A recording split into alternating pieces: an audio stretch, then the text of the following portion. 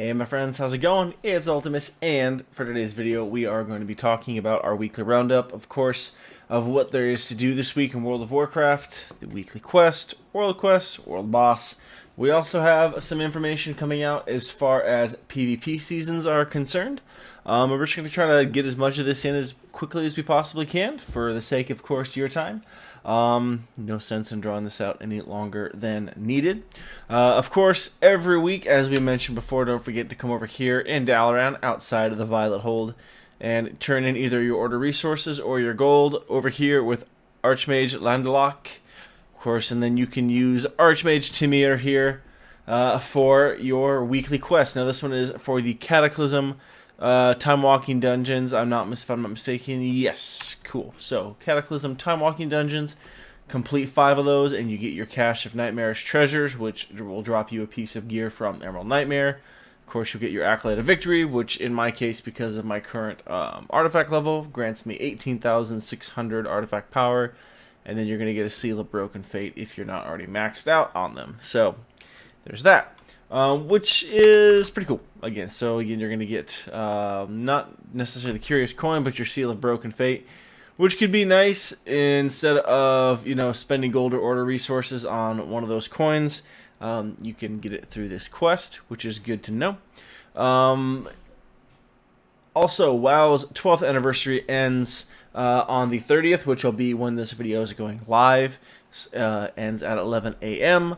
So this video goes live about 9 a.m. So there's about 2 hours from the time this video goes live until when it's over with. And so, kind of sad to see that go. Have a little bit of time, not much. Hopefully you guys were able to take advantage of the token we got. Where is it in my bag? There it is. That increases the XP and reputation by 12%. It was pretty helpful for me, helping to polish off all the reputations I needed. I'm about to finish all these up tonight, so I'll be exalted with all of my Legion factions, which would be really, really cool. We're going to come back and talk about those in just a second. So, obviously, don't forget to pick up your quest. Quest log is full. No, what are we doing with our lives? Alright, guys, don't worry, we got that sorted. And of course, before we forget, don't forget about this week's world boss, which is the Scourge of the Skies over here in Stormheim. Nithog is his name. He is one of the dragons that you need to kill for Fury Warriors to obtain the Skull of Nithog for your artifact hidden appearance. So this is a big one. Again, last week we had these creepy tri-fold folk of up here, which gave us the access to the Frost Death Knight artifact appearance, the hidden one finally. And this is the second time we've seen Nithog up. So again, I do believe you have to be exalted with the Valajar. I don't remember if it's revered or exalted. Either way, I'm going to make sure that I hit exalted tonight before I go and do that world quest. That way, or that world boss, that way I'm able to hopefully get that Fury piece, so I'm able to begin my little project here on getting the Fury Warrior hidden artifact appearance. Again, you need the 2 dragons, the 2 world boss dragons, and then the hilt that drops in the Halls of Valor, which is kind of nice because for the next day or so, the Halls of Valor is actually the world quest, your mythic dungeon. For the day, or just your dungeon in general. You can just do that, so which is pretty nifty. Pretty big fan of that. So yeah, don't forget to get all that in. Best of luck on your drops, of course. I was able to actually pick up a nice 870 Titanforge cloak off of Nithog this week on my Demon Hunter, so I was pretty happy about that. Goes nice with the legendary I just got on her, which is always wonderful. Now, before we go any further, let's talk about PvP. We finally had a blue post here clarifying.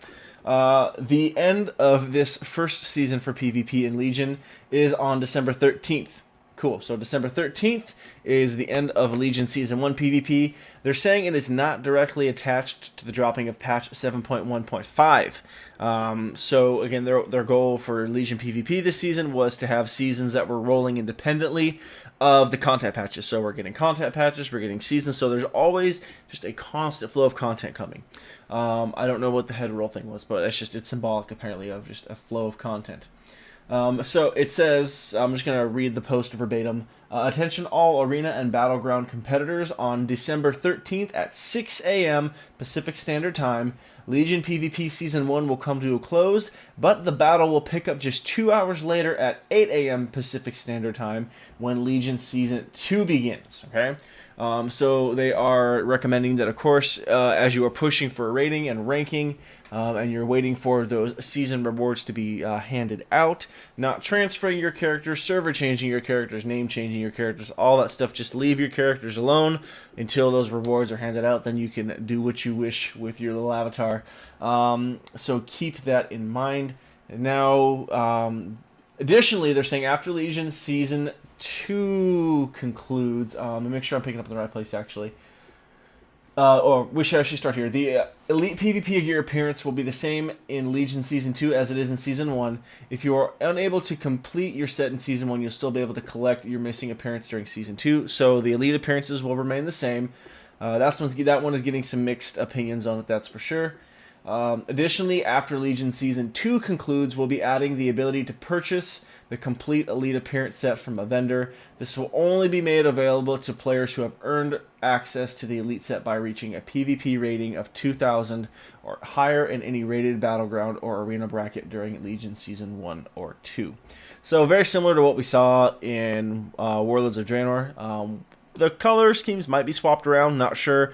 Either way, you'll have a couple seasons to attempt to get some of this gear as it comes around. Gosh darn it, everybody and their stupid mammoth mounts every dang time. So some of the other things that are coming with the end of Season 1 and going into Season 2. Basically, rewards are always handed out 2 weeks after the season ends, so keep that in mind.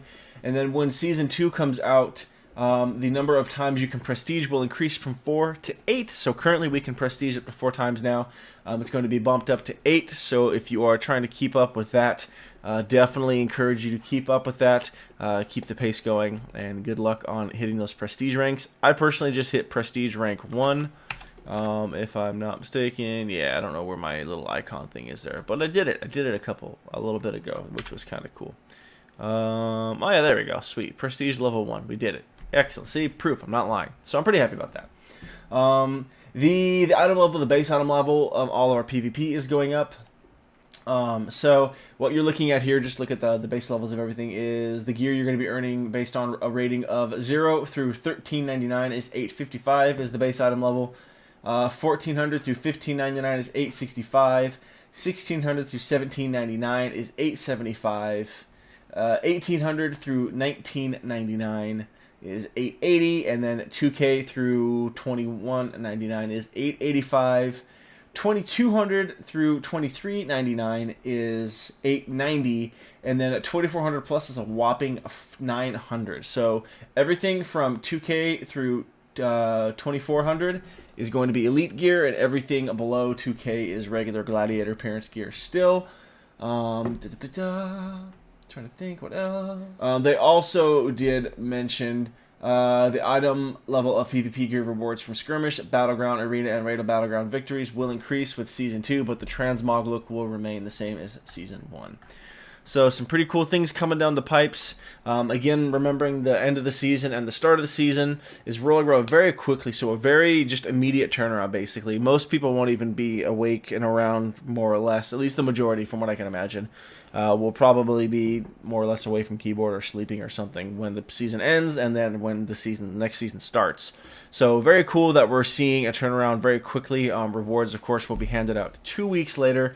Do keep in mind and remember that Gladiator titles will be handing out now by faction, so that will be interesting to see, and I'm curious to see how that actually plays out. And yeah, and this is not tied to the release of 7.1.5. That's not saying that we're not going to see 7.1.5 on the 13th or 14th of December, but they aren't directly tied. So we're trying to get away from the perspective that season and patches are always intertwined with each other. So be very, very cool to see how that all plays out. Either way, exciting to see stuff. I know I'm excited about 7.1.5 because of some of the Arms Warrior changes that are coming. I'm always excited for season ending and season beginnings.